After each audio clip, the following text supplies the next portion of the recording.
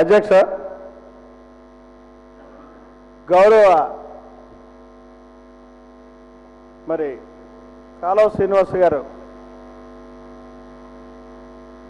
Chief whip గారు మాట్లాడుతూ బీఎస్సీలో జరిగినటువంటి ఏజెండా గురించి మేము ఒప్పుకున్నామని చెప్పడం అన్నది మాత్రం అసంబద్ధం, సత్యదూరమైనటువంటి మాట. నేను ఎందుకు వచ్చానో చెప్తాను. అది సభ నాకు ఇచ్చినటువంటి హక్కు.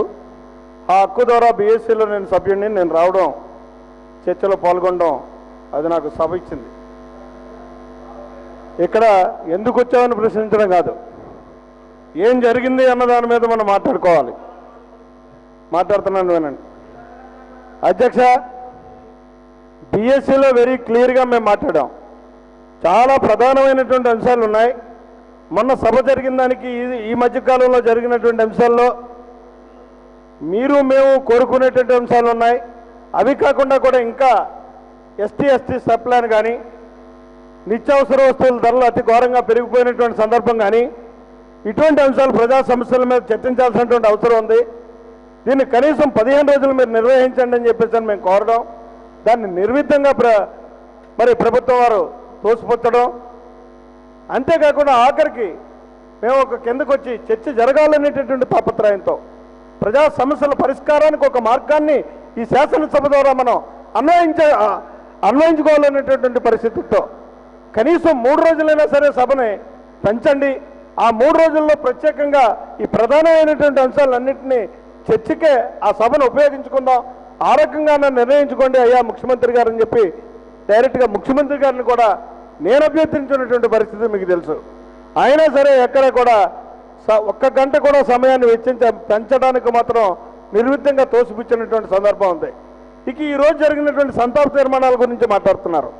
ఏ సంతాప తీర్మానం అయినా ఎవరు చనిపోయినా సరే ఆ చనిపోయినటువంటి వ్యక్తుల యొక్క జీవిత విశేషాల గురించి కానీ, లేదా చనిపోయినటువంటి వ్యక్తులు ఏ రకంగా చనిపోయారు, దానికి కారణం ఏంటి అన్నదాని మీద కూడా సభ క్షుణ్ణంగా మాట్లాడుకుని అప్పుడు క్షుణ్ణమైనటువంటి ఒక క్లారిటీ తోటి మనం చెప్పగలిగినప్పుడు ఆ సంతాపానికి ఒక అర్థం పరమార్థం ఉంటుంది.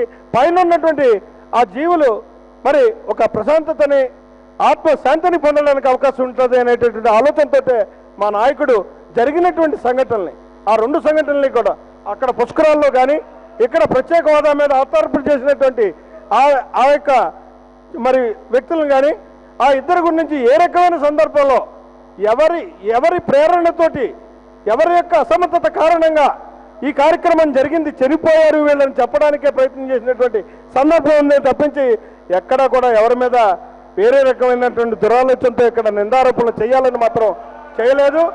ఈవేళ ఖచ్చితంగా 100% కూడా మా నాయకుడు మాట్లాడేటువంటి మాటలన్నీ కూడా వాస్తవాలు.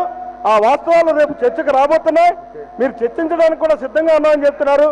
అయితే ఒకటి అధ్యక్ష, ఇక్కడ నేను కోరుకునేది ఏంటంటే మనం సభా సాంప్రదాయాలు కానీ రూల్స్ని కానీ పరిగణలోకి తీసుకున్నట్టయితే మరి గతంలో ఉన్నటువంటి సభా సాంప్రదాయాల ప్రకారం మరి 12 తర్వాత మాత్రం ఏదైనా చర్చ ప్రారంభించిన తర్వాత క్వశ్చన్ ప్రారంభించిన తర్వాత సాయంత్రం వరకు కూడా ఆ క్వశ్చన్ జరిగినటువంటి సందర్భాలు ఉన్నాయి తప్పించి ప్రారంభించడం అన్నది మాత్రం మరి ఈ టైంలో మాత్రం ప్రారంభించినటువంటి సంఘటనలు ఎక్కడో.